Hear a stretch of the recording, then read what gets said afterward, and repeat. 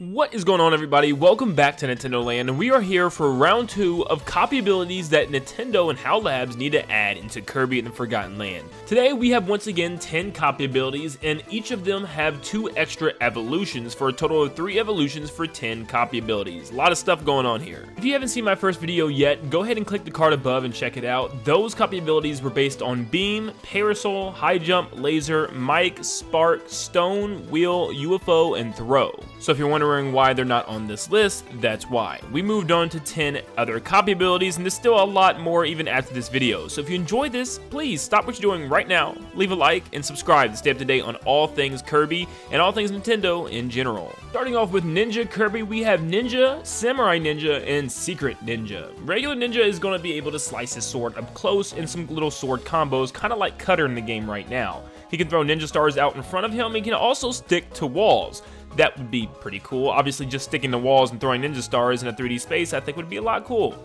Samurai Ninja would have a bigger sword and just a lot stronger than the regular ninja. He throws out multiple ninja stars out in a horizontal row. And Secret Ninja can not only stick to walls, but can climb up them. He can also vanish for a short amount of time, quicker than the others, and he has a shield at the right time, which acts as a kind of counter, which allows him to drop a substitute doll, kind of like Lucario, or maybe drops a plank of wood as a disguise and then jumps in for the attack. It is a cool little counter that you have to time, but it can be very deadly if you counter it.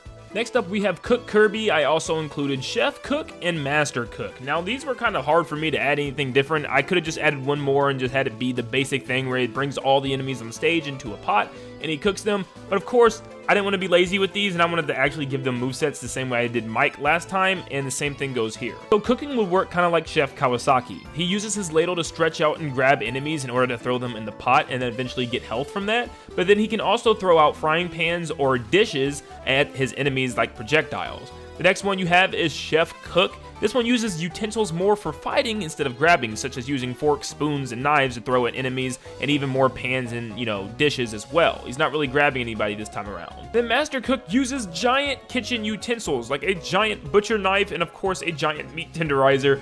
Hopefully Nintendo would even allow this. Now, okay, before we actually have seen Kirby use a giant knife before in Kirby Return to Dreamland as one of his swords in his Master Sword ability, so this isn't too far off, but I would love to see Kirby just running around throwing giant hammers and pretty much giant knives at people and swinging them around. This would be an extremely powerful one, but extremely slow, but man, it would be a insane boss killer if you can get out the charge in time, kind of like the hammer ability right now. For Fighter Kirby, we have Fighter, Wrestler Fighter, and Shoto Fire. Yes, Wrestler Fighter is actually added from, I think, a Kirby Fighters game as its own copy ability, but I just made it, part of Fighter here. So Fighter is going to have a flurry of punches up close and then obviously drop kicks and different types of kicks while he's in the air. That's really about it until we move to Wrestler Fighter, which includes different types of up close grabs and body slams when people come close to him. It will kind of be a combination of Fighter and Throw with this situation. His punches are also now very slow compared to the flurry of punches in the beginning, but they're also a lot more stronger, more impactful punches this time around. And then finally we have Shoto Fighter, which obviously is based off of Ryu. This adds the Hadouken Fire, which is actually from the games that can be charged up as well with 3 different attacks. And this also adds beams after every type of attack and punch that he shoots out. And now his dash attack can also do the Tatsumaku Senpu Kyaku. I hope I pronounced that right, from obviously the games and obviously Smash Brothers as well. And if you don't know what that is, that's the spinning kick he does for his side B. For Wing, we have Wing, Angel Wing, and Dynablade Wing. Wing can flap and fly around, also shooting out feathers like they do in the game, and also the same attacks that Feather does in the game, such as the dive bomb and the dash attacks on the ground and in the air. Angel Wing has a liftoff animation that can damage enemies right before you take off, and it shoots smaller and faster feathers all around from its wings. It also moves quicker, and the feathers shoot from the wings when you do the dash attacks in the air and on the ground as well. And finally, we have Dynablade Wing. I really like this idea. It flies very slow, but has giant metal feathers that shoot out from the wings and can just devastate enemies. It also has a lot bigger wings that just damage enemies simply by flying near them. It also has a feather blade attack, where if enemies are close to you, you can do this spin attack where Kirby spins in a circle with his blade wings slashing enemies around. which would just be really cool. Really violent, but really cool for sure. It's almost like having knife wings with this thing. Next up, we have Jet Kirby. I have Jet, Jumbo Jet, and Fighter Jet. Now, I am going to admit, the second one was going to be more of a goofy one, like sometimes we see them actually do in the game. I was going to do almost like a firework jet, where it's just Kirby strapped to a giant firework. But you guys let me know which one would have been cooler. But for Jet, it just blasts up from the ground. You know, obviously the impact can hurt enemies. You can also hover up and down like in the games, but you can also shoot off and glide for a while, hitting any enemy that you come in contact with. Jumbo Jet has longer wings so that as you glide, it scoops up lots of enemies, and also has 2 little rockets that follow alongside the wings, also exploding on contact when it hits enemies or back on the ground again. And finally, we have Fighter Jet. It has a pretty big takeoff and a big area of sweeping damage once it does take off, and it just flies a lot faster, but also instead of just gliding this time around, you can actually fly around for a short period of time. And of course, it has one giant rocket on the back that Kirby can fire when he's stationary on the ground, and it works like a homing rocket that Kirby can fly around and find enemies and drop it on them. Kirby can also drop little bombs while flying over an enemy as kind of like a drive-by bomber. In this case, a flyby bomber. Next up, we have Yo-Yo Kirby. I've also included Dual Yo-Yo and Gigant Yo-Yo.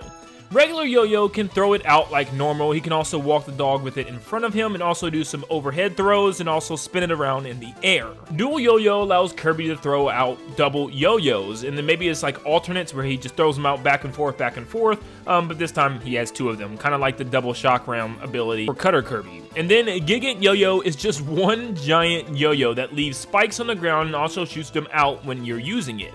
Kirby also can charge it where he can wind it up and then let it loose, almost like a Bakugan type of toy where it'll just like a dreidel and spin, but instead of spinning, it'll just kind of spin straight out in front of Kirby, kind of like Wheelie or some giant wheel rolling out in front of Kirby and just mowing down enemies all the way in front of him, which would be really cool. You get to charge it up, wind it up, and just send it out.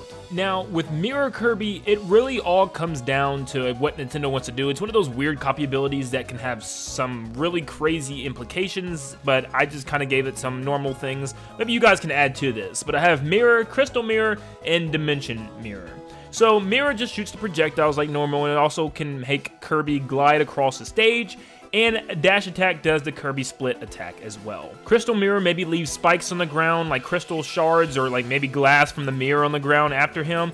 He can also duplicate himself into 3 copies now, and with the Dash Attack, they kind of all appear around him in a circle, and the mirror projectiles are a lot bigger now with different shapes shooting out of the wand.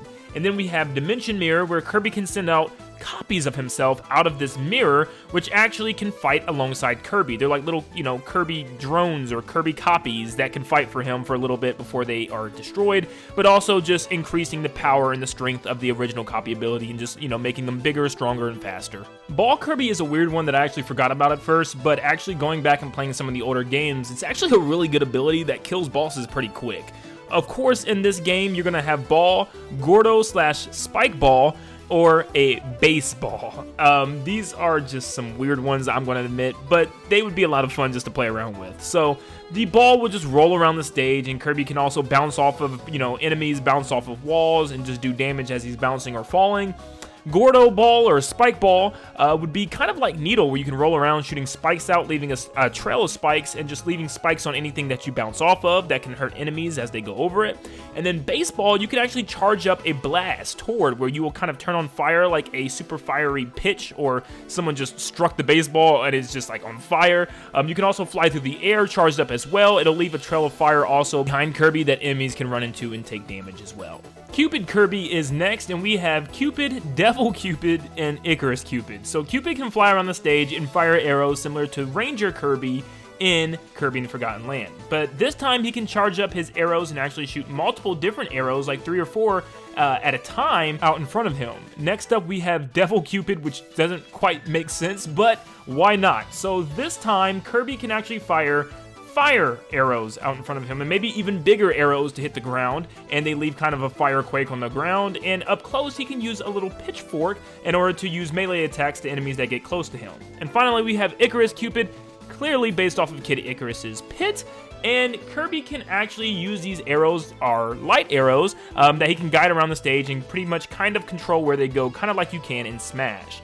and he can actually shoot them through very thin walls and control them, like I said, for a short amount of time. But for an up-close melee attack, he can either use orbiters, arms, or clubs to attack people that come near him, and maybe it will rotate through different ones. And if you get the club, obviously that will be a pretty big melee attack. And finally, our last copy ability is Magic. Magic Kirby, I have Bucket Magic and Wizard Magic. I'll explain it, give me a second. So Magic uses a baton to shoot different random projectiles out. It can be all types of random things. Maybe he shoots out like flowers, or, you know, sometimes it's good, sometimes it's bad. It's kind of like a gamble copy ability.